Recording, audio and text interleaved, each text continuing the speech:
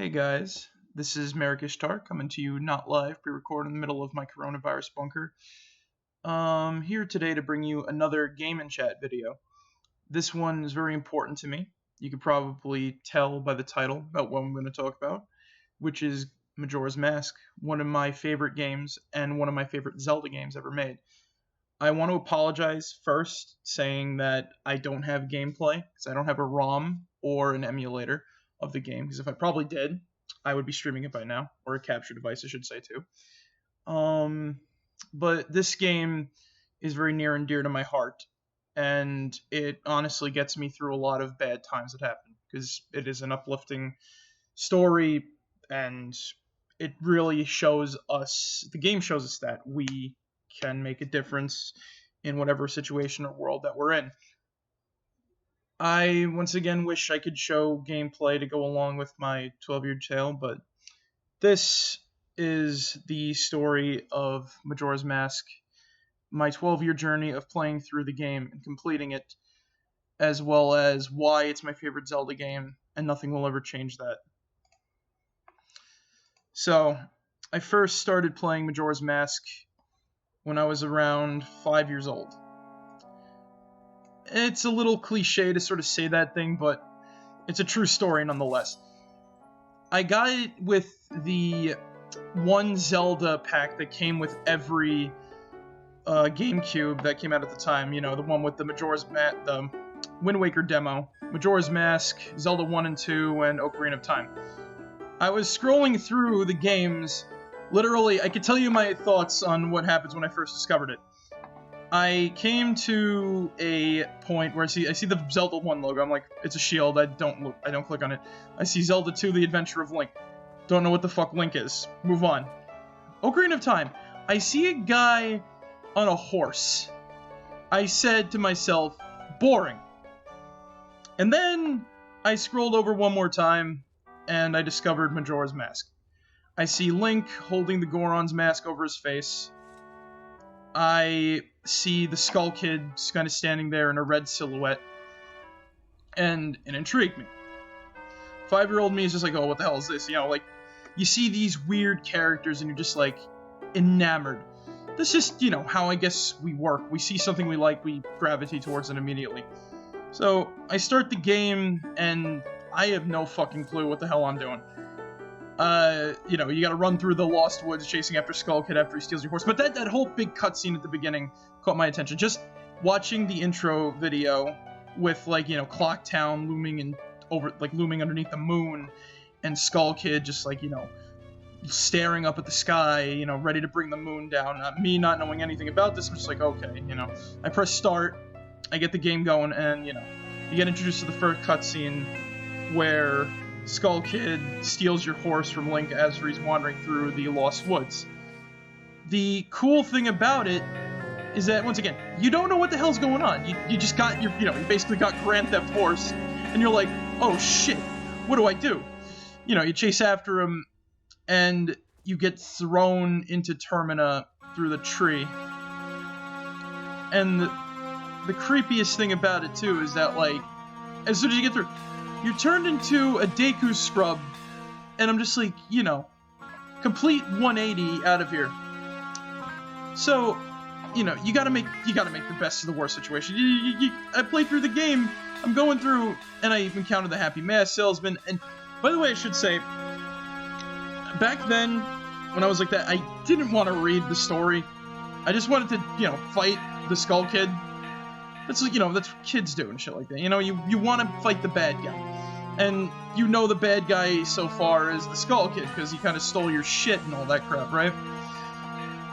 So, you know, you're exploring Clock Town, you don't know what to do. And it gives you that sort of sense of unease.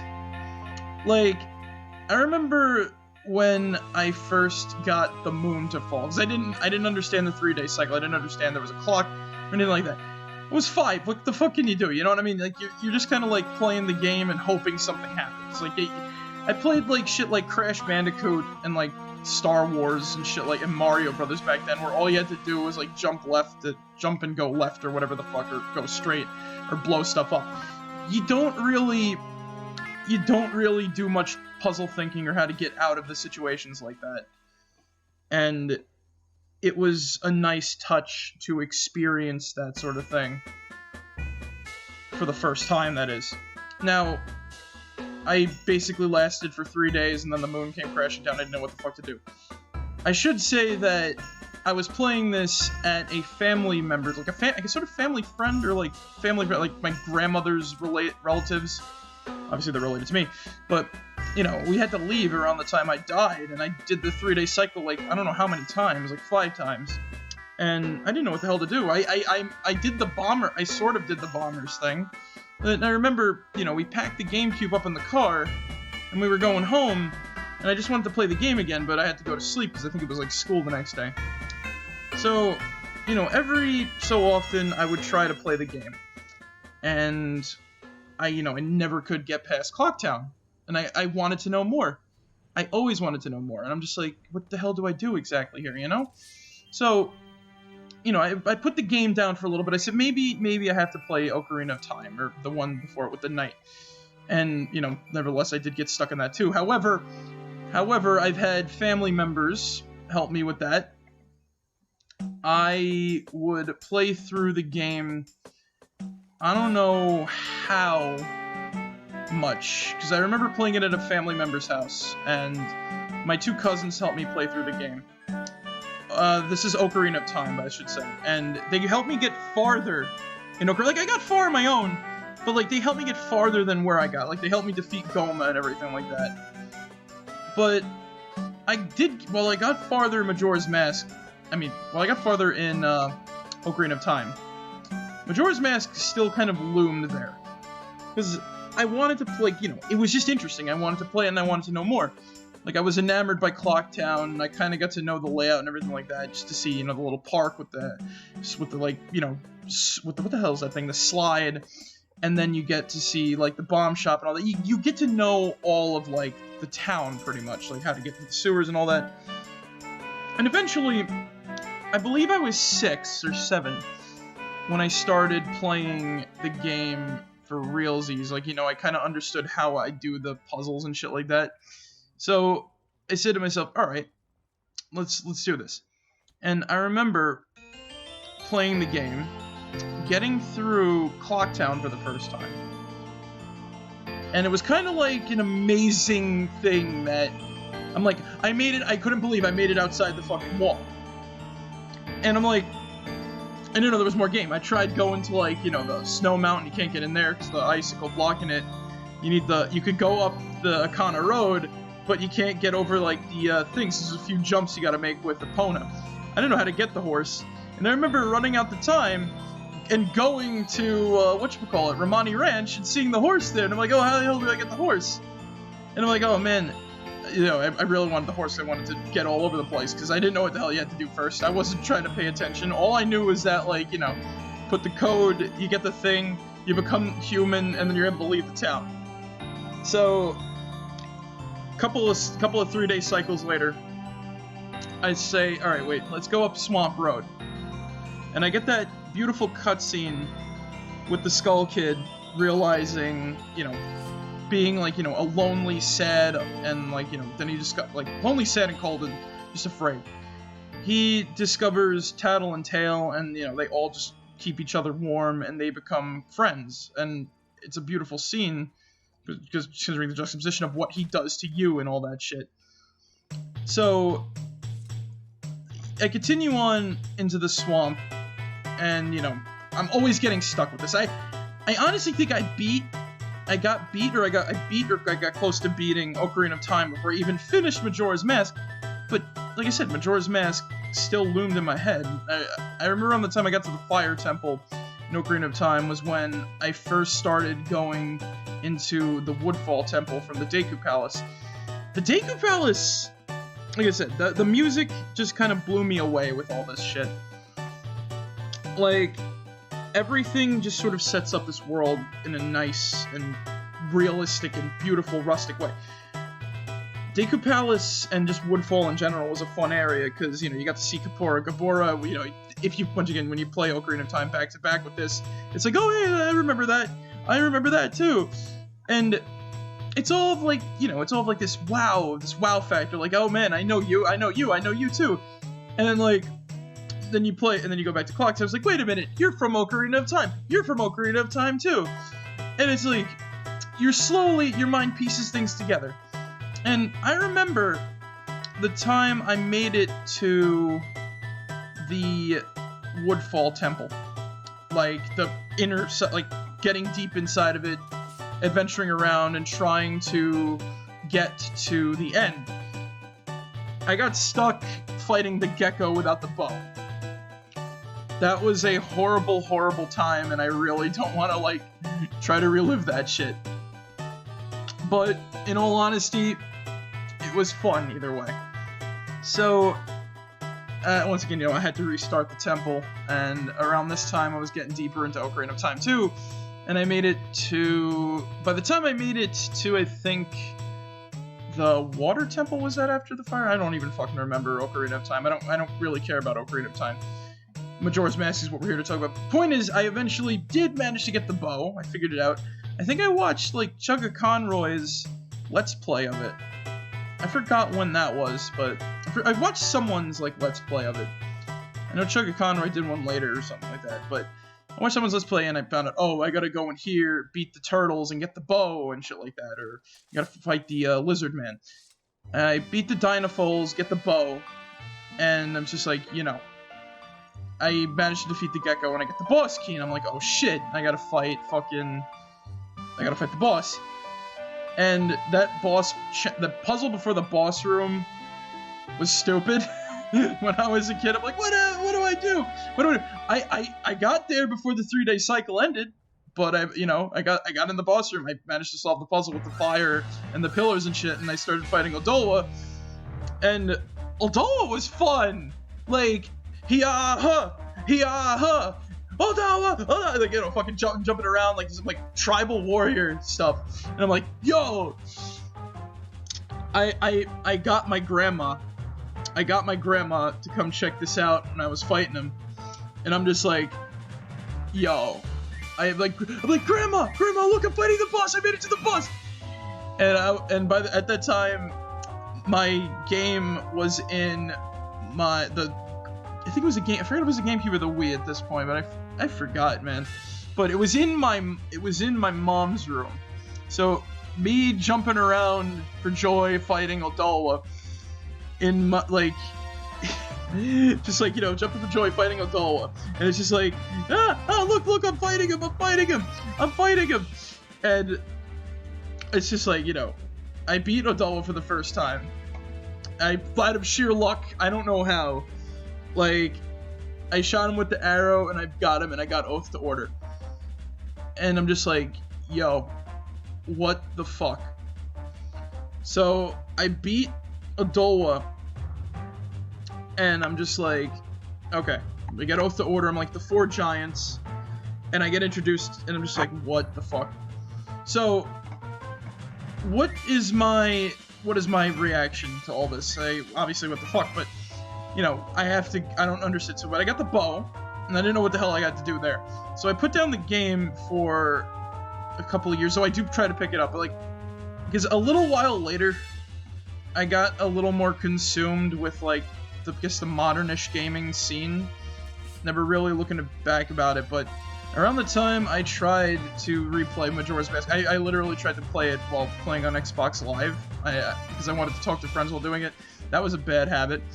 I wanted to talk to friends while, like, you know, playing it, and obviously, like I said, that's a bad habit to try to do, so I had the Xbox on and the Wii on, trying to play the game in the living room. And this is around, like, middle school and shit like that. So I go and I try to get it, and, you know, I'm understanding a bit more. I get to Snowhead, and I figure out what I have to do. And Snowhead is very desolate. It's in a sad state. Their hero's dead. The Gorons are freezing, and the ones in the city are also tormented by the cries of the chieftain's son. And I'm just like, you know, when you're starting to realize, like, the reality of the situation and all the bad shit that's going on. And you also piece together is that you're the one who's bringing about hope and saving the day and everything. So it's like, you know, you are saving everyone, which makes Snowhead feel like, you know, a great change of pace. It's like, you know, you take on the role of Darmani, you go up to the fucking temple that he couldn't defeat or conquer because he got blown off by the giant Goron. You sort of lay claim to the temple and you return spring to everybody. And it was an amazing sight. And Snowhead and Woodfall were like the easiest portions of the game, because from here on out, the story kind of gets a little treacherous. So, I love Great Bay Area. I love Zoras. Zoras are one of my favorite, like, races in Zelda. And when I found out there was a Zora mask, I was fucking giddy. But this was like, I was younger too when I found out about that for the first time. I wanted it so bad because I was reading the manual, and I'm like, oh, you know, like Zora, I'm like, oh, I want that so bad. So when I finally get there, this is where the game for me takes like a whole nother direction. So Mikau's story is very sad. Like, he lost his girlfriend's eggs. He tried to get them back and basically died trying to, like, obviously try to get them back. And it's a sad tale, but it's juxtaposed from my gameplay where every time, the Kana Canyon as well, but I'll get to the Kana Canyon in a little bit. So, Great Bay was a great pain in my ass, because trying to get through it back when I first started, and once again, this kind of led to another hiatus of the game, because once again, me being stupid when it comes to Xbox Live. And I'm kind of glad that Xbox Live disappeared from my life around that time, because I was able to continue the game for realsies again, and actually continue to beat it. Because it's one of my favorite fucking games ever. So, I get through Great Bay, like, the area, not the temple. I'm going to talk about the temple in a moment. Trying to juggle the magic meter and everything, and it's just a big pain in the ass, and once again, I didn't get everything, and I didn't try to get everything when I was a kid. I wasn't trying to be a completionist, and it took me forever to try and do that. And one of my worst experiences with Great Bay was, and this is like one of the few times, so this is where, like I said, the game, just trying to play the game got a little treacherous, because every time I tried, something bad would happen. Like, I would have the game shut off prematurely, something would knock over the Wii, or everything like that, and I'll get into more details on that in a bit. But I remember one of the times there was like a sort of argument going on in my family that was around that time, and it just did not feel good to go through that portion of the game. So I had to put it away for a little bit. So cut to maybe like a year later, because this is around high school. Because midway through high school, my Xbox Live for some reason just basically said fuck you and disappeared. So we stopped paying for it, and I'm just like, you know what, I don't care. I didn't like it. I didn't like the thing anyway because it kept me from playing other games. And this is when I got back into my retro gaming sort of ideals. And like, this is like mid to late high school. I forgot if I was a sophomore or senior, because this is around the time when I was beating the game. And every time I tried, like I said, something bad would happen. So, for example, I had cousins over, and we had bad wiring. And they needed to use something, and for whatever reason, we had to turn off the breaker. But we shut off the wrong breaker, and which cut all the power to the living room. In the process, it shut off the game, and I didn't save. So I lost all my data up to that point. The one time we had to go into the Georg fight, or Georg, whatever the hell his name is. We had to leave for something, and unfortunately I had to shut off the game. But that did leave an everlasting scar in my mind from that fight. one of my last scenes before I had to leave was I was trying to get back on the platform. Georg came out of nowhere and just fucking scooped me up in his mouth, and I'm just like, yeah, no, I'm out. So, and once again, another time, my cat, we had a cat at the time, ran over, pulled on my controller wire, and knocked the Wii over, which shot the disc out. And I was like, well, fuck, that, you know, there we go. I can't play the game now. The disc was removed. That wasn't the first time my cat did that. That wasn't the first time. There's another time the cat did that. I'll get to that later when we talk about Akana. But eventually, I managed to, you know, get the eggs in the... I managed to get the egg from that one part where you have to use the magic to kill all the giant eels. I said to myself I wanted to do that one specifically first because I did not want to attempt to get the ones in the palace. I wanted to get the annoying eggs out first and get the easy ones later because I actually enjoy going around inside of the pirate fortress.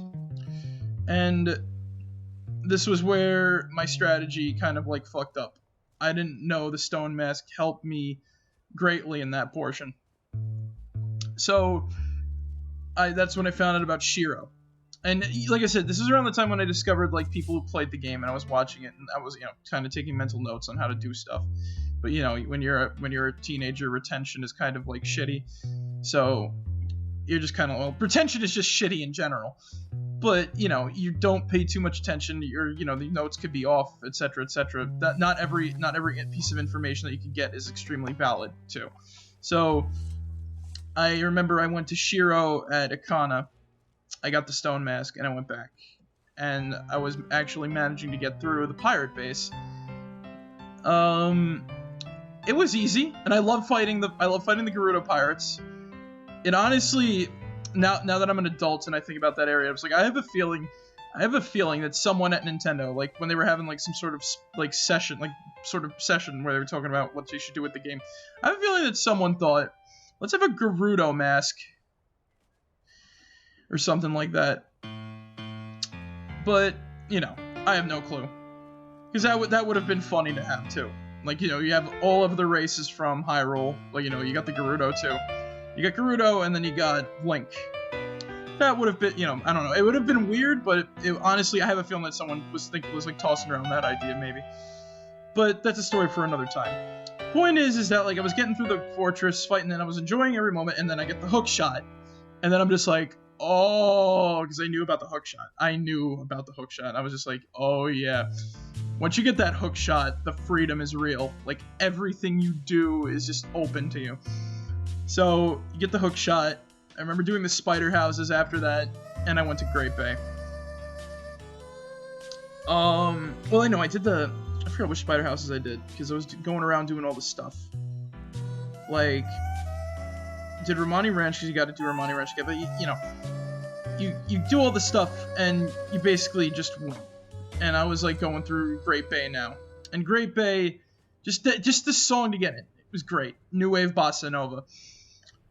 And Great Bay is not the worst like Zelda dungeon I've ever played. People give it shit because it's a water dungeon. It's a fun little dungeon where you have to like solve the currents and everything like that. And once again, when you know what you're doing, there's no problem. Like, you know, you gotta like disassociate your memories from when you were a kid trying to do it sometimes.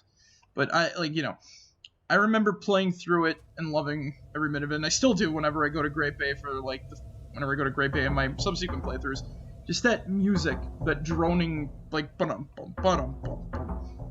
I don't think it's playing right now, but ba-dum, bum, ba-dum. Just like, it's got this sort of grungy, metallic beat, and it's just like, it sinks into you that there's a lot of things not right here.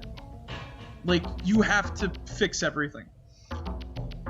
And when I beat Georg for the first time, I was ecstatic. Georg was my nightmare boss. That's all I kind of have to say. I never would have expected to beat him the way I did. Just charging at him with the energy was like crazy because I didn't have the Chitode Romani.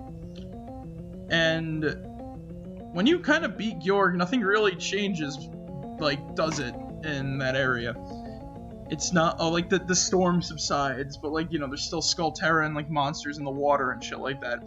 Like, Georg just feels kind of, unrelated to a lot of this stuff, other than, like, you know, he's imprisoning the giant of that area. But yeah, Georg was the nightmare boss, but I managed to defeat him, and I moved on to Ikana Canyon. And this is where the game's tones kind of, like, set in on me. And, you know, as you get older, you realize more and more everything. And this is around the time I was, like, going into the Zelda wiki and enjoying everything like that, and getting to know the series and stuff. You know, I was re-exploring my love of retro games, as I said, and, like, you know, I guess modern games with the retro, like, you know, from retro series. So I was kind of exploring the roots, and Castle, like, just Ikana Valley in general is a fucked up place. It's teeming with undead. It's it's besieged by a horrible curse from the temple. Stone Tower just brings up so many theories in general. Like, why are there Triforces everywhere? And I'll talk about theories, like, later in the video. But why are there Triforces everywhere? Why are these weird, like, demon monsters, like, licking them and shit like that? And, like, these statue depictions. It's very, very disturbing. At least, you know, if you were a kid and kind of really, or, you know, just looking into the symbolism of everything, it just, you know, it makes you think about what you're playing. And that's what I like about the game. The beauty of it, the beauty of that, too, is that, like, once you're in Ikana 2, you're just kind of at the mercy of everything that goes on. Because, really, you can't mess with the dead, can you? So, what exactly got me back? Because I like the idea, like, Ikana Valley in general was a great idea. Like, the only living inhabitants are also cursed to become undead. At least the father is. You save him, and you get a new mask, but it doesn't transform you. You get the Gibdo mask, which is awesome. I love that sort of feeling. You fight Captain Kita, the giant, and you slowly learn every little detail about how Ikana came to be. Especially when you get to talk to Aigos in his castle. Just him telling you that, you know, Stone Tower is the cause, and that the black winds blow from the entrance and are causing this great turmoil and pain and everything like that. That's just awesome. Like, it's subtle world building and everything like that when you, like, least expect it. And you know what? I fucking love that shit. Like, we learn about an ancient war between, like, these sort of ghosts, between, like, the Ikana and these sort of ghost ninja zombies that inhabit the region as well, called Garo. How they are possibly everything is just like an old remnant from this past by war. It's just revived because of the curse on the land. You enter graves and discover that there's, like, another living resident too, Dompe the Gravekeeper, and he just wants treasure, and he's afraid of everything because the skeletons walk at night. Like, you know, you feel for Dompe, man. He's, like, suffering for this shit. You feel for Dompe, even though he was kind of like a greedy asshole and wants treasure. But the experience is still very pure. And, you know, you help Captain Kita find peace. You sort of help Aigos, like, realize that you are strong enough to deal with this curse and everything like that. So you also, like, you know, once again, it goes back to, like, you helping everything and setting everything right from the wrong, which is great. I love that idea. I love that idea in the games. You are the hero that is fixing everything. But, so, going through just like all the themes of Ikana too, like, you know, tell my soldiers that the war is over and everything like that when Kita gives you his hat. That part is just great. Just hearing about this stuff is great. I keep gushing about it, but then you get to Stone Tower. You get the Elegy of Emptiness and you get to Stone Tower. The Elegy of Emptiness is a song that is kind of haunting. And it also spawned a couple of it also spawned like a few creepypastas with unofficial sequels. One good one and one with an unofficial sequel, and one that with an ARG that possibly will never end, or will never get an ending. But I'm not going to talk about that. I'll talk about like the stuff relating to it because, you know, it's important, but not the ARG in that. You get the song and you go back in time. You go up to the top of the tower and you enter it for the first time, and the music is beautiful. I'm gonna talk more about the music later in this video, but the sound, like, just this fleeting sound of like hope in this desolate place is working. You get through, you find out you gotta flip it upside down, which you do. And after you flip the temple upside down, you go back in, and where you fought the Garrow Master inside the temple, you gotta go back to that room and get to the boss chamber, because that area is the boss chamber. I love that. That's great. And you go in and you fight Twinmold, which is, like, honestly, in the original release was the most disappointing boss fight in the game. You just put on the giant mask and you just go ham on it. You just slash it up. It's funny, like, the first time you do it, but then every subsequent time it's just like, oh, well, you know. You just run at it and you just go wing, wing, wing, wing, wing, wing, wing. Juxtaposed to the remake, which I'll talk about later as well. But Twinmold was an easy defeat. Like, kind of like Goat. Like, the three easiest bosses are the non-water ones, but everything was fixed. A lot of things were fixed with the remake, and I'm glad they kind of did that. But, once again, as I said, we'll talk about that later. So, from here, I went around gathering every single mask, and I remember doing the Cafe and Anju side quest around this time. And that was one of the sort of saddest side quests.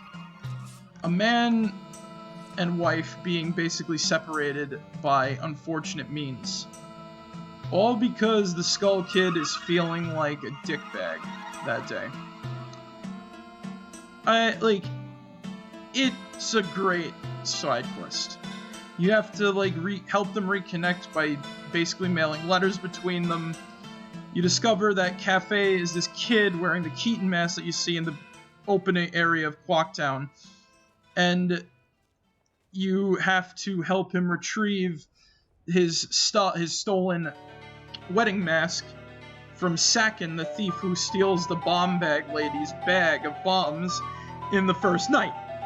Like, every character, like, knows each other in some form or other. Which is great, too. Great for the world and everything like that. Everything is connected. And we'll talk about the characters a lot more later, too. But from here, you work on this side quest until you get to the last day. And the last day, you have to go and help him get his mask back. And when you do, you have to go meet Cafe and Anju at the Stockpot Inn at the time of the carnival, which is around the time the moon is gonna fall. And this is already intense. Number one, you got a short time limit to do this, but the scene is so beautiful. They, you know, Cafe and Anju, they meet up and they combine their masks and they become, you know, the masks become like I forgot what the hell it was called. It was like the matrimony mask or something like that. And that is the beauty of it. Like, these two lovers have found each other again. And then you use said mask to calm the mayor, which gets a bunch of people to flee on the final day. And once you get there to the final day, you go back up the clock tower, and you discover the Skull Kid trying to bring down the moon, as normal, as he did the first run through when he became human again, after he turned you into a Deku scrub. And from there, you gotta basically, you know, obviously you play Oath to Order, the song you get from the first giant, to summon all 4 giants, and you can actually go there and summon the giants whenever you feel like it. And whatever giants you save will come to try to stop the moon, but it won't work. So the giants come, they stop the moon, and this is when everything kind of goes apeshit too. Majora's Mask reveals itself as the, like, controller of Skull Kid. It shakes off his face, activates the moon once more, and it's gonna still crash in, and they all kind of, like, you know, Link, it goes up into the moon, Link goes up into the moon, and you gotta stop everything again. And inside the moon is a field of flowers and, like, children just kind of playing around with one soul, one with Majora's Mask sitting by the tree. I'll talk about theories a little later, but it's really what it is to me. I'll talk about, like, a theory that I kind of subscribe to, that my theory on that sort of thing. Which explains that tree and, like, that flowery field. But you get the mask, and what I did too. I did all of the Moon Children dungeons by giving them my masks. Basically, you have to get every mask except for the transformation masks. Those don't count for the trade. You trade all of them in, and the Skull Kid, well, the Majora's Mask Kid, when you say yes to playing with him, which will lead to the final boss fight, he gives you a special mask, the Fierce Deity Mask. I've known about the Fierce Deity Mask, and when I finally got that mask, I just felt complete. Because I couldn't believe I made it to the final boss. And call me a bitch, but I wanted to beat the boss with the Fierce Deity Mask. It only felt right. So I took the mask, put it on, and I began the fight. The fight against Majora's Mask, just the mask itself, is really cool. It's just, you know, this mask just grew a mass of tentacles and is summoning its allies, which are the other masks, to fight you with it. Sure, you bring it down quickly like that, but I just love the way it moves. It's like this mesmerizing look of, like, that, and then all of, like, the little teeth around the edges of its mouth, of, like, the mouth area come loose, and they just kind of, like, move with it too. That's great. Like, it gives once again, it gives this creepy feeling that this mask is more than what it is. There's whatever is living inside of it is coming out for real this time. It only had control over the world. It only had minor control over the world, being able to, like, do certain things, but now it can physically do shit. It can, like, you know, attack you by spinning around. It leaves its back open to, like, damage, because obviously you still gotta hit the inside of the mask for damage. And, you know, obviously when you're using the Fierce Deity, you bring it down quick, but it's still a cool fight. It's just, you're fighting a mask! Nintendo gave a mask the ability to try to kill people! That's crazy! I love it! So, you know, when you beat Majora's Mask, you get to Majora's Incarnation. And this is where the fight gets really strange. It starts moving around, it grows a lanky body, and it starts doing all sorts of weird fucking shit. Like, it's able to moonwalks around, it fucking, like, throws temper tantrums when you hit it. It's really disturbing just watching this thing, like, act out. And it's actually got a really cool, once again, the fight is really cool too, because it shoots, like, fucking lasers at you and shit, like, out of its hands, like, when it gets too far away. Like, it's a pretty cool fight. Though, it honestly feels as though you're beating down, like, a weaker being. It doesn't feel good. It's a cool fight, but it just doesn't feel good. It's like, you know, it feels like what I'm doing is wrong, and the sound effects and everything just compile and make that real. Eventually, as you just sort of beat down this boss for doing the moonwalk and everything like that, jumping around and dancing and all this other shit, you eventually piss it off. The tantrum's over. Now it's really mad. It starts gaining more muscle mass and shit like that. And it grows new weapons. It's now Majora's Wrath. And if this thing didn't come off as, like, very childlike before, it kind of comes off very childlike now, too. One of its attacks is literally throwing out a spinning top, like, blade trap thing with its whip and basically using it as a Beyblade. It fucking jumps around still, goes ape shit once again with its whips, and the fight is fucking off the wall. And as I said, still, with the Fierce Deity mask, it's a cakewalk, but, you know, even so, the fight is still fucking crazy. Majora's Wrath was the moment of the game where I'm just like, I'm gonna beat this. I'm gonna fucking beat this shit. And beat it I did. I kept playing and I kept fighting, and even with the Fierce Deity mask, like, the fight felt like it took forever too sometimes. It was just like, because I just wanted to watch the boss do shit. Because this was like, I made it to the end, and I was excited, you know? So, I'm just like watching the boss, and I'm like, you know, I'm slowly whittling it down, because I just, you know, keep like, you know, swing, just beat it like that. So, I'm just like, alright, you know, what's left now? What do we gotta do? And I eventually, you know, I just beat it, and it's like, what do I do? What do I take away from this game? Well, let's begin the post-game discussion. And like I said, when I got to that credits, and, you know, that ending cutscene where the four giants forgive Skull Kid, and then everybody sort of reconciling, the happy mask salesman getting back Majora's Mask and kind of realizing that it's kind of useless now. It's great. It's just great to see this sort of thing. You know, you finally managed to beat this game, and you're feeling, you know, great. And just watching the credits roll with that beautiful song playing, it's good to finally see this sort of shit.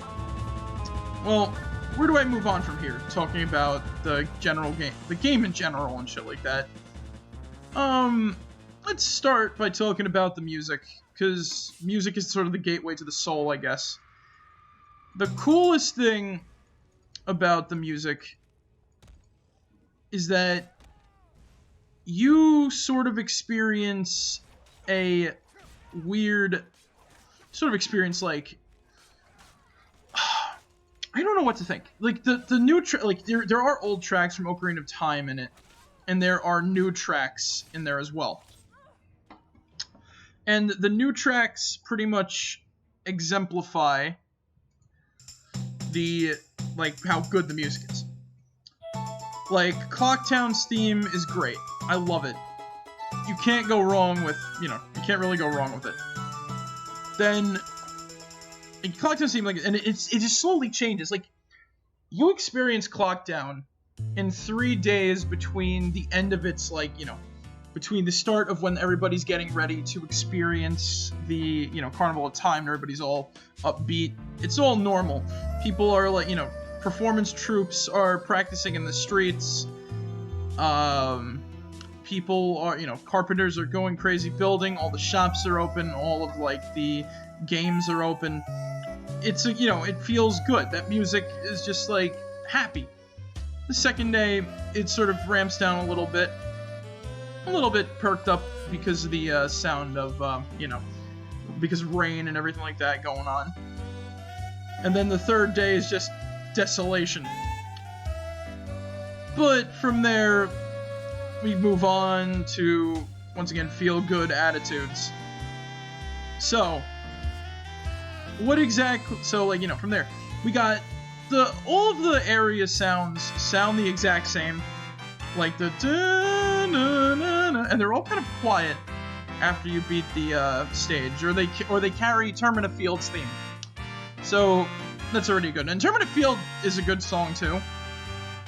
The Deku Palace is great. I just love that sort of like imperialistic theme. I don't know, just the Deku scrubs and shit with a palace and just that theme playing. It's just funny. It's just funny and it's cool. It's like, you know, you never would have thought the Dekus would have such a high society where they also make music and shit like that too. Like, the Dekus are I guess I say my second favorite race in Zelda. Zora Hall, which is just the Zora's Domain theme from Ocarina of Time. I love Zora's, so all the Zora songs are biased. I just love them all for the most part. With one exception being that little drum beat, because I can't tell exactly what it's supposed to be. It's just kind of a drum beat, you know? So, I don't, you know, go from there, and then, like I said, Great Bay Temple is great. Woodfall Temple is just atmospheric. The music there, just, I wouldn't call it music, I'd call it, like, just atmosphere. And that's one thing the game catches really well, the atmosphere. Ikana Valley, though, the music that plays there when all the trouble, specifically that version of that same tune that every area has, is great. Just, it just drones in your mind, and it gives you that feeling of despair. This feeling of unease and everything like that that's going on. And which juxtaposed by the Ikana, like, castle theme, which is very, once again, very, like, you know, sort of imperialistic. And it's changed once again because Stone Tower, the music there is also very fucky too.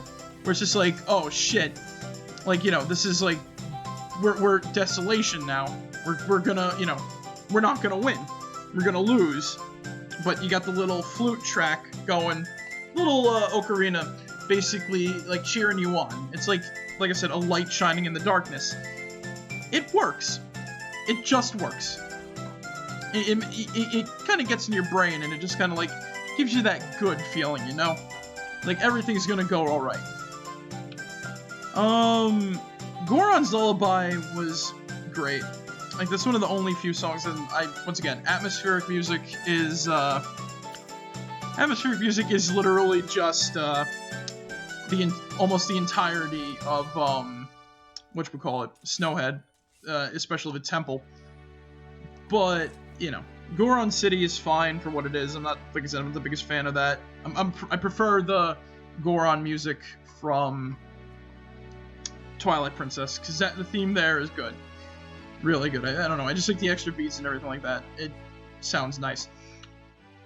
And then just Majora's theme in general and the Happy Mess, like, all the little themes, they all fit everything so well. Like, I don't know what to tell you. That's just how it be. Like, it's one of the most perfect games it's one of the most perfect games with everything. The setting, the tone, the soundtrack just all fit right in together. I think I'm going to move on to the characters here, because that's pretty much all I have to say about the music. It just comes all together nicely in this one big pot of, like, awesome. The characters feel real and connected. Not all of them do, because, like, you know, some of them are just kind of like shopkeepers that live out some places, but others have, like, some skeletons in their closet. Like, one of my favorites is the guy who runs the Curiosity Shop. Did you know he's actually the guy who runs the regular store runner at the item shop in Clocktown? But that's like what he does kind of by day, but by night he takes off a wig and puts on a pair of sunglasses, and he's just like, Mr. Haha, I'm gonna, like, sell back your stolen goods. It's really interesting when you don't know little tidbits like that. And the other cool characters, like I said, Cafe and Anju, you really get this feeling that they're just in fucking trouble. Like, you know, Anju really wants to find Cafe. Cafe is scared shitless of what the fuck is going down, but he's still trying his best to get through it. Romani is confused by everything. She's upset No, not Romani. Yeah, no, Cremia. Romani is the girl, but Romani knows what's up. Cremia doesn't. And I'll talk about like that when it comes to like a little more about the setting. But Romani knows what's up, what's going down with like the carnival time, because it always happens. She's experienced it, but Cremia doesn't. Like, Cremia is sad, confused, and she's finally sort of happy that the shit, like, the cows didn't get stolen this time from the ranch. Which is why, she takes you for the ride to Clocktown, and you have to help defend her from the Gorman brothers. The Gorman brothers side quest is great, and it's expanded upon in the remake. Just Gorman in general and his troop.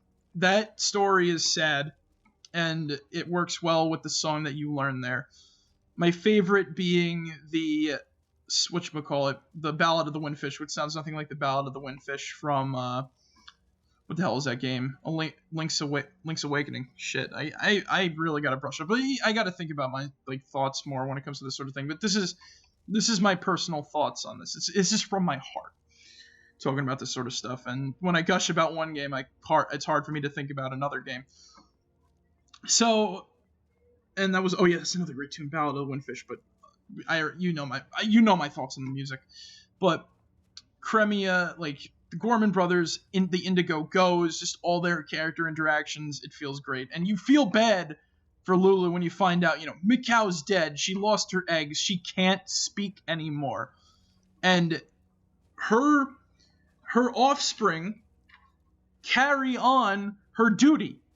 She's supposed to sing the new wave bossa nova to open the way to the temple. She's the temple guardian, pretty much. And what do the offspring do? They teach you the new wave bossa nova through genetic memory. It's great. It all comes together in this beautiful, all these characters come together in this beautiful mess. Guru, just spilling his guts to you about what he did and how he became a member of Gorman's troop. The sisters who desperately want to learn how to dance, want to dance for the carnival, but they can't come up with anything. The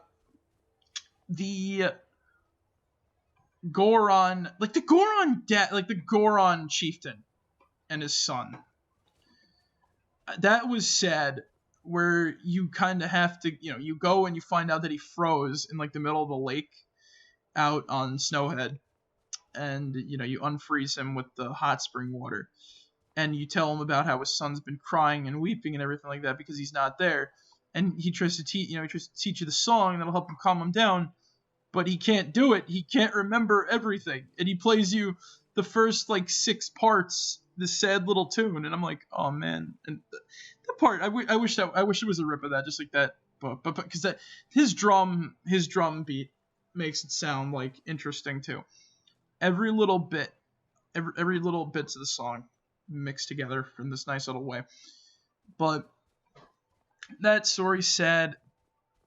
The Great Fairies are the Great Fairies. The Deku King, the Deku Butler, I'll talk about him in 1 second, but the Deku King and his daughter. The Deku Princess was great. She's, pissed off. Cause she knows what's up, too. She knows what's up, too. Her dad is just, fucking basically King Krabs from that one episode of SpongeBob. Fuck all y'all. Blah, blah, blah, blah. I know what's going on. Everything like that. I'm gonna have a heart attack. But no, the princess comes back and she's like, "Father, you bitch!" And she jumps on him and shit like that. It's great. And now for the Deku Butler, and this was a story that I wanted to talk about because you see the sort of aftermath in the credits. The Deku Butler, well, he just kind of comes off as he's just a very gentle butler. He's basically the Deku King's Alfred, if you will. And he's just kind of please, master, please, calm down, and everything like that, right? Because, he doesn't want his king to, die, probably from, some sort of plant-based heart attack or something like that, chlorophyll attack, I don't know. So he's all right, he's trying to calm down the Deku King, which to no avail. He is very mild-mannered, but he does give you a gift when you save the princess, which is he takes you over to the Deku Shrine, where you're going to meet him there, and he wants you to race him. And when you race him and beat him, he gives you the Mask of Sense, but he also tells you this little story about his son who used to race with him a lot, and how you are just as fast, if not faster, than him. And if you remember from the intro, you find a little destroyed tree. And you do find out, like, that Majora's Mask can basically, turn spirits into masks, and it can turn things into other things. So, Majora ripped out the spirit of the Deku Butler's son, turning him into a regular old tree. And then from there,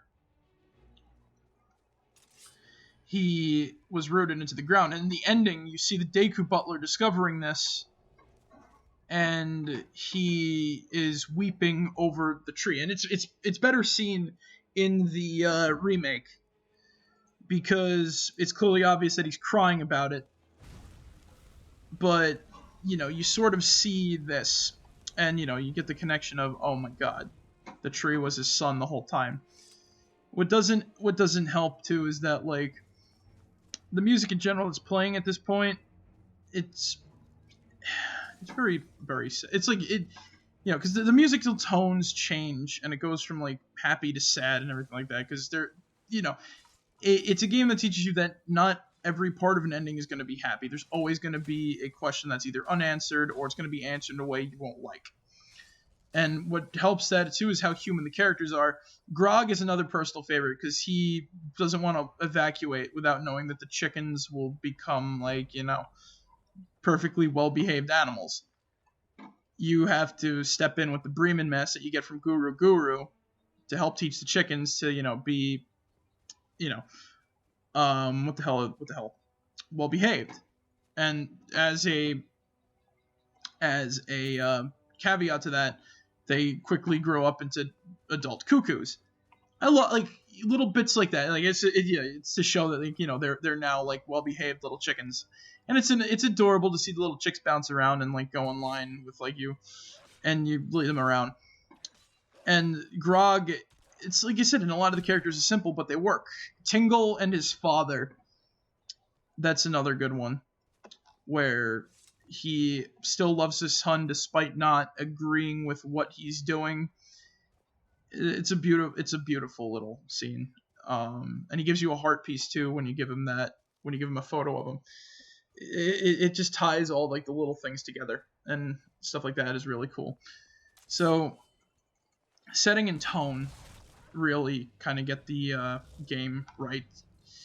Everything just feels, when you first show up, everything just feels bleak when you start learning about, like, the intricacies of what's going on. And like I said, day 1, everything feels fine. Day 2, everything is not so fine because of the rain, and nobody likes rain. Day 3 is when everything's just going to get fucked up. And when you talk to the characters, you just know that everyone's not doing all right. Despite everybody trying to act all right, nobody's doing all right. And it gets into you quick that, you, as I kept saying before, you're the one to solve everybody's problems. You don't have to be, but you can be. Well, you kind of have to be, because a lot of the problems don't seem to, like, be able to be fixed quickly, or, like, through natural means, at least, because you have the power of time control at this point. So, you solve everybody's problems, and as you do, you just get this sense of, you're bringing everybody together. You're doing it, you're fixing everything. And then you have to realize you gotta basically go away. Like, you gotta go turn back time, because you're not going to be able to do everything in 3 days. And it hits you that despite, after you beat Majora's Mask, though, after you defeat the mask, everything is fixed. Almost everything is fixed. The Deku Butler's son is to tell you that not everything is fixed, but almost everything is fixed after you defeat the mask. But almost all of the stuff that it did was undone, or, like, just by your hand. Like, hell, I think even another thing that I'm talking about, like the ghostly heads of Igos and his servants, I think that's to tell you that most of the undead still haven't really moved on. But you freed their spirits either way. Like, you didn't break the curse on Stone Tower. You didn't fully break the curse on Stone Tower. You must have, like, weakened it at least, because you can't really seal the temple back up again, which is why the curse happened, because that's all the Garrow Master's doing. But I'll talk about that with theories later.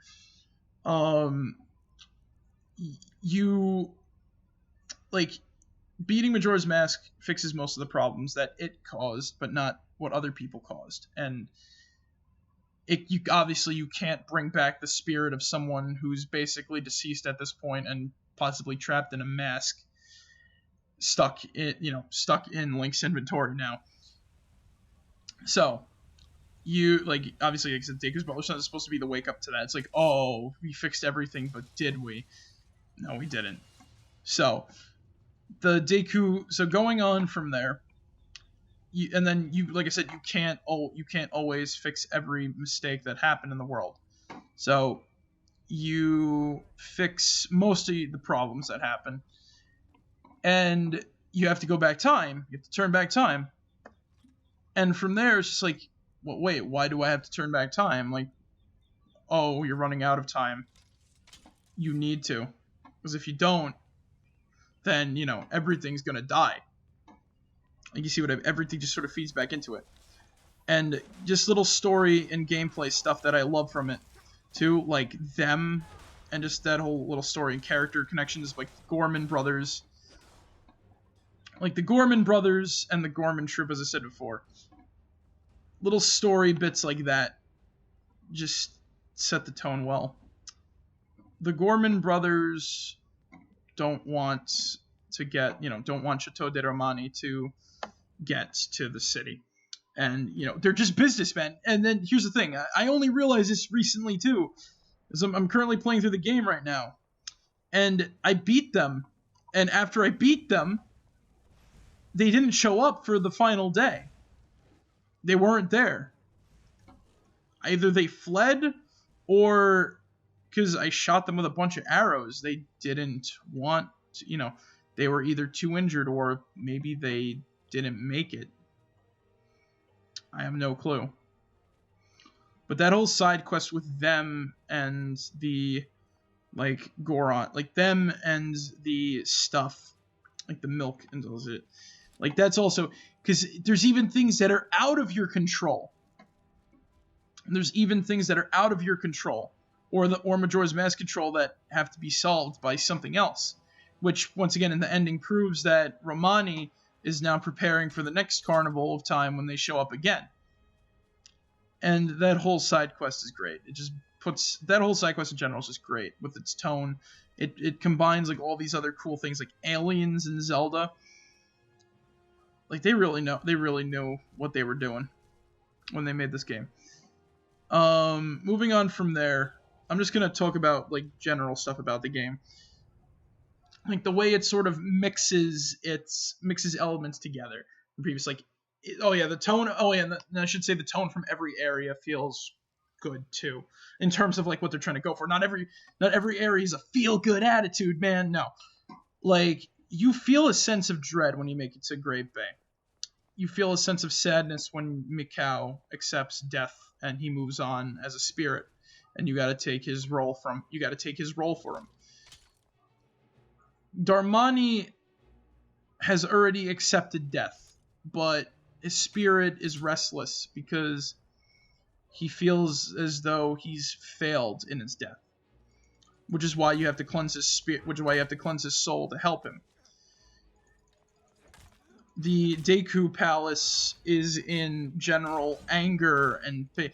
And this also, once again, feeds back into another theory that I don't agree on, but like I said, I'll talk about theories later. I guess after this we'll talk about the theories along with general information, stuff like that. A lot of the game and just death, the final part of the 4 areas before Clocktown is just death. Ikana Valley is death. It's death and undeath and suffering. Birth, it's birth and rebirth over and over again, but it's just eternal suffering because nothing can move on from it. So, the general stuff is that, a lot of the cool things about the game, the reused asset, it's sort of a budget title, but for a budget title, it's really good. Like, the reused assets don't bother me too much because the rest of the game is pretty damn cool. Like, they still have to remodel some of the characters either way. So it really doesn't matter what is changed or what's not changed, etc., and all that shit. So you can't really complain too much about that. But there is some cool stuff related to the like areas. Like I said, them are based on like cryptids and like the Flatwoods monster and stuff like that, which is my forte, because I do like cryptozoology. I think it's a fun thing to look at every so often, and it's cool that there's like a nod here and there to stuff like that in games and everything like that. It gives a good sense of world scope. I like how the world sort of like there's all sorts of cool hidden shit around that like leads to nice little rewards, but the rewards are meaningless without like having to basically understand everything too. So you sort of slowly experience everything as you take it in. Like, my favorite was there was a hidden pea hat in an area, and when I beat that for the first time, I was like, whoa, I can't believe that. Like, you beat it and you get a whatchamacallit. And then the enemy design, like, you beat it and you get a piece of heart. The little, like, the 4 holes in Terminative Field that you have to play the songs for, and then when you get them all the same color, they give you a piece of heart. That's another fun little secret. The song walls by Snowhead too. Those are nice. I like that. It's like cool when they do sorts of little things like that. It does nothing but give you money, but still, like, I played through this game so much that it's like I don't know every secret, but I can tell you where a lot of them are. I know how to beat the game, like, generally sort of quick. I wouldn't say speed running levels, but it's fun to do. And like all the new mask upgrades, just in general, from like Ocarina of Time, where they did nothing, now they do stuff, like the transformation mask, for example, the bunny hood. I need that fucking bunny hood. That bunny hood saved my life a lot, and it helps with time too. It helps you get through the game pretty quickly if you have a thing against the time limit. Like, you just wait 3 days, easily get the bunny hood, and be on your merry way. I like that a lot. The point is that, like, bunny hood is one part. Oh, and then the Mask of Sense helps you get mushrooms to make blue potion. The freaking whatchamacallit, get the blue potion, use that to make the blue potion. You get I'm trying to think. The Bremen Master Chick, you play songs, and you can make, like, Igos the servants dance around. The Captain's Hat, where you can talk to Style Children, as well as scare Igos to a con, making him think that you are Captain Kita when you're not.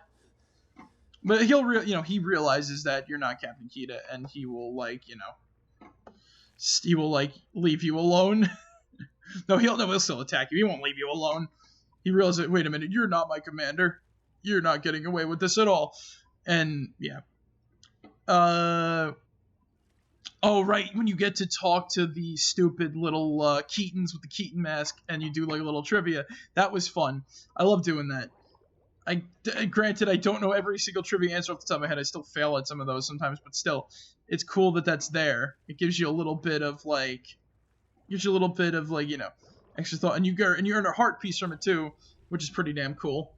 It's incentives to figure out every little bit. Like and the postman's hat too, man. The postman's hat was funny, where you just get a free heart piece the first time you go into a little post box. And I thought it was the one, but the bunny hood also gives you the function to see what time the guy's trying to get when he's counting down from 10. They really knew how to do this right, and I enjoy that greatly. Now I'm going to talk about the theories of the game, like what a lot of this stuff means, because a lot of the things that we see, it's up for interpretation. My interpretation is in terms of, like, what it is. So one theory is that Link's dead, and I don't like that theory. And that's a dog barking. the theory of Link being dead doesn't help in the slightest. Like it doesn't do any justice because it's just there to try to take away that feeling of you doing good. And I don't like it too much. It just feels like a cheap bookend. The coolest theory, I'd argue, is like what are the origins of Majora's Mask and everything like that, and I'm going to talk about that in a sec. But and we're not 100% on that too. We don't exactly know what entails with that. But there could be a million different. We don't know what the interpretation, what Nintendo is thinking when it comes to making the story. So it's all up to us to try to piece that together and figure it out. So the cool thing, one of the cooler theories. It's not even a theory, but this is just like the war between the Ikana and the Garo, or whatever nation hosted the Garo. My personal belief on what everything means, including the curse and all that stuff, is that the Garo were using the stone tower. Like the stone tower existed before the Ikana Kingdom. The Garo were using it as their base of operations, possibly hiding inside the temple, going through the eyes, because they are ninjas. There are ninjas, so they probably don't have to go through the main entrance. And when Igos found out about this, he tried to send a force up there to stop them. Of course, this failed, obviously, because when they were chasing them up, they couldn't get the Ikana couldn't get up the tower, but the Garo were fucking afraid of getting killed. Obviously, probably ran inside of the tower or the entrance the quickest way possible, breaking the seal and forever cursing everything into undeath. That's just my personal theory on that. And it makes sense, because when he says masked one, I don't think that the Skull Kid went around and did all sorts of stuff to every location. Because partly, like I said, Igos and his little motley crew of skeletons are still alive. I don't think that all the undead have left Ikana. Those who are not extremely tied to it, like the Re-Deads, who are the dancing troupe and everything like that, possibly left. My favorite theory is one of my favorite theories is the red star theory, where the little aliens show up from a red star that you could see in the sky. But this theory was proven false because there is no red star in the remake, and you can't exactly see everything. And I think Nintendo even said at one point or something like that. There was something that happened that proved that theory was incorrect. But it's a cool little theory nonetheless, and it's a nice little detail that there's different color stars in this night sky. The theory that my personal theory on where I think Majora came from, what I think it is that I think that Majora was a embodiment of, it's the living embodiment of the mask. But you might be wondering, oh, but Merrick, isn't that what it is in general? Let me explain. What I'm getting at is that Majora the demon was formed within the mask itself. My theory involves these moon children. I think Majora's Mask came from a village or culture where everybody wore masks, right? Everybody made a mask that was to represent something. The four moon children with the mask of Odolwa, Goat, Gyorg, and Twin Mold. You got a warrior, a bull, or an old man, or a demon, I guess, the best way, because it kind of looks like that, a fish, and a bug. The fifth child representing Majora's Mask, made a mask that represents nothing. What exactly is Majora's Mask? Is it a heart? Is it a monster? What is it? However, I think that the child who made the mask, you have to, my best guess, they make the mask as kids. The child who made the mask imbued it with the power to become something from whatever emotion he's feeling. However, the child was abandoned basically by all the rest of his peers because of his mask that doesn't represent anything. They left him alone, and all the mask ever knew was sadness, anger, and hatred for everything around it. This wasn't helped by the fact that it ended up in another tribe for hexing rituals. They probably guessed that it had this dark power, and then they sealed it away for God knows how long, just making its sadness and anger grow and grow, which ain't healthy. You know, you give a demon you give a demon the freaking, like, you know, no therapy, it's gonna get pissed bad. But point is that the mask is like Dunzo pretty much. It you know, they seal it away, it becomes too powerful with the hexing rituals, and thus they seal it away. Now, I think, though, before they seal it away, there was an incident that caused them to seal it away, which so the fierce deity came into play here. I think the fierce deity is the first hero to face Majora's Mask. Someone who tried to stop it before it could cause too many problems. This hero probably fought and defeated the mask and imbued his power within the mask in order for someone else to take his place if need be, to put an end to it. I kind of adapted that theory from a theory off of Zeldapedia, because I think that makes sense. It makes sense. I adapted the theory of how the fierce deity mask came to be from that.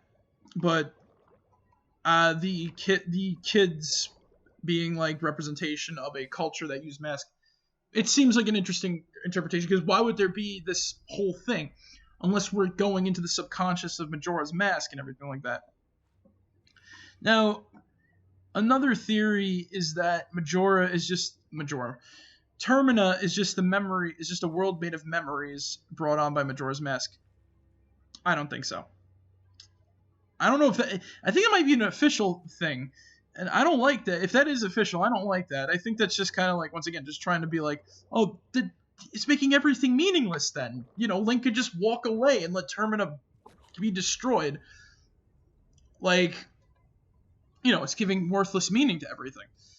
Oh, nothing matters, so why should we care? Well, I don't agree with it. It's kind of interesting, I guess, is the best way to put it. And if it is an official interpretation, I really, really, really hope it's not, and it's just like a parallel world. Yeah, then I'd feel really upset. Oh, and now for the ultimate theory. This one is one of my favorite theories. Termina, well, this is the Stone Tower Temple theory, like part 2, aka Termina was possibly doomed from the start. Wherein those demon statues with the Triforce I told you about, those demon statues licking the Triforce, are related to the golden goddesses in some way, and how ancient Terminians tried to basically overthrow Hyrule, trying to say that the Stone Tower Temple is a Tower of Babel, and that the 4 pillars outside of the temple entrance are phallic symbols representing the 4 giants screwing the sky, aka Hylia and the golden goddesses, with a big flaming hand also at the top of the tower pointing up at the sky too, damning it. Demonizing a religion for their own thing, it's a weird way of experiencing that. It's a weird way of experiencing that whole sort of idea. And I like parts of it. I do like parts of it, but I don't think that Termina was doomed from the start. And that's a little far-fetched, because it involves a lot of like, you know, leaps and bounds of logic. And it's an interesting idea, like I said, but I just don't agree with it. It's just a theory, you know. And it's just a theory, you know. And I do adapt pieces of theories to make my own theories. Like, I have my own theory what, like, Stone Tower represents and like I said, I'm unclear. And to me, I think it's supposed to be something akin to that, where they don't agree to they don't agree with certain, it has to do with some sort of religious symbol of ancient Termina, because it was clearly there before the Akana showed up. Because we don't know how big the Akana kingdom spanned, if it was only to Akana Valley, or if it was something else. Because I don't think the ancient Terminians built it. I think something else built it. Something else that knew the four giants. And before I move on to the conclusion, I should say one minor little character bit that I really enjoyed too was how the four giants knew about and were friends with the Skull Kid, which once again sort of like, ties the story up in a nice big bow. It's great to see this sort of thing. And you know what? I'm glad to say that Majora's Mask is my favorite Zelda game. My top 10 favorite Zelda games, obviously, are... My number 1 is Majora's Mask, as I said. Number 2 is Twilight Princess. Number 3 is Link's Awakening. Number 4 is Breath of the Wild. And 5 is frickin' Minish Cap. And I find it hard sometimes because I want to flip around games. But Majora's Mask will always stay at the top. At one point, I had Breath of the Wild be my number 3rd, only to sort of reaffirm my statement on Link's Awakening being my favorite after I played the remake. But that was something that really made me, happy. But yeah, Breath of the Wild and Minish Cap are my 4 and 5 at the moment. I might flip that around at some point. I probably just have to replay Minish Cap, but Majora's Mask stays at the top, and I don't think nothing can dethrone it. Just everything about the game. And if you kind of notice, a lot of my favorite Zelda games all involve in-depth stories. I played them all, and there are some of them that sort of have that. Like the Oracle games, they have a good combo of story and gameplay, but sometimes in my book, the story out trumps gameplay in terms of Zelda. And when Majora's Mask tells a great story, that's that's my sort of take on it. And I'm glad that it's one of my favorite Zelda. I'm glad that it's my favorite Zelda game, and I don't think nothing much can change it. And before we go, my conclusional take on this is that this game is just a giant experience. It was a large portion of my life, and it sort of shows up in my personal theming and everything like that, why I like certain things and why I enjoy certain things and others don't, and why I'm why I can sometimes be a contrarian about stuff, because it's the juxtaposition being, I enjoy this, but I'm not even going to get into that sort of detail. I'm going to be honest, I'm very open about listening to people's, opinions on stuff. And, people don't have to agree with everybody's opinion. But I just want to finish this off with a minor negative. So, the 3D remake came out for the 3DS, and it was amazing. It fixed a lot of the problems the original release had, and I'm glad that that game came to exist. And that was the time where I actually, because it didn't take me 12 years to beat it, as I beat Majora's Mask when I was 16 for the first time. And I forgot, I think it either came out my senior year or my junior year of high school. I forgot when Majora's Mask 3D came out. And I played it. It took me 12 weeks. It took me 12 days to beat it. Kind of ironic, I went from years to days to beat a game. And you know what? I'm glad I did. But the 3D remake, like I said, it fixed all the problems. But there are some assholes out there that are trying to be, dicks about it. Oh, it didn't do this right. It didn't keep this glitch in. How are the speedrunners supposed to, do this with this version? I'm like, you're complaining about speedrunning tactics in a video game that, don't speedrunners have to relearn, don't speedrunners have to learn about, speedrunning tactics and stuff like that? It's not bad to have to relearn a game. Like, oh, you can't do this trick, you can't do that. I'm like, it didn't affect me while playing it. And honestly, because of the new Zora swimming, I was able to actually get all of the heart containers this time. I went out of my way to 100% the game. Like, that's my whole sort of thing with that. Like, there are assholes that are trying to denounce the remake because it didn't do certain things right for speed running or some other weird shit. But you know what?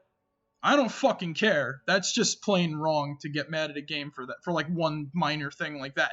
Because you can easily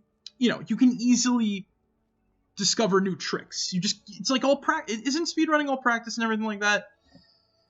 That's the whole thing I'm getting at. Like, people getting mad at a game for doing nothing wrong.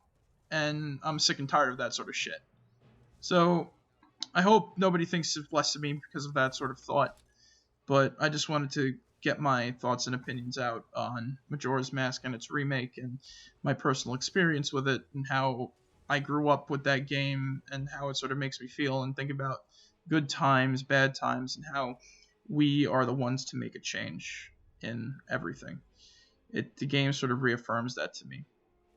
I always think about, like, the moment when I got to Odolwa for the first time, and I think about that temple and how my grandmother was excited or feigning excited, because adults do adult things. Adults do adult things when it comes to my son. But I at least hope that every grandparent loves their grandchild and shit like that. I'm not trying to be freaking Mr. Negative here, but you know what I'm saying. Like, if they're feigning enthusiasm, it doesn't matter, because when you're a kid, it's real to you. And other than that, I'm just glad to talk about it, because it is one of my favorite games. And, that's pretty much it. Alright, guys. I think I've held everybody's time for, long enough. And I hope everybody enjoys the video and everything like that. Be kind. Talk in the comments, give some general discussion. I'm glad. I want to hear people's thoughts about this. I really, really do. Because I want to get this discussion going. Because Majora's Mask, especially in this now time, because this is a time where I really, really, really think about replaying the game a lot. And it speaks to me. It comes to me as a sort of authentic sort of thing. Where, it comes to me, like I said, we're in a bad time, and me replaying the game is just giving me a good, it's making me feel happier. It's helping me break this depression of quarantine, and I want people to share their thoughts in the comments below and everything like that. I want to get discussions going about Majora's Mask again.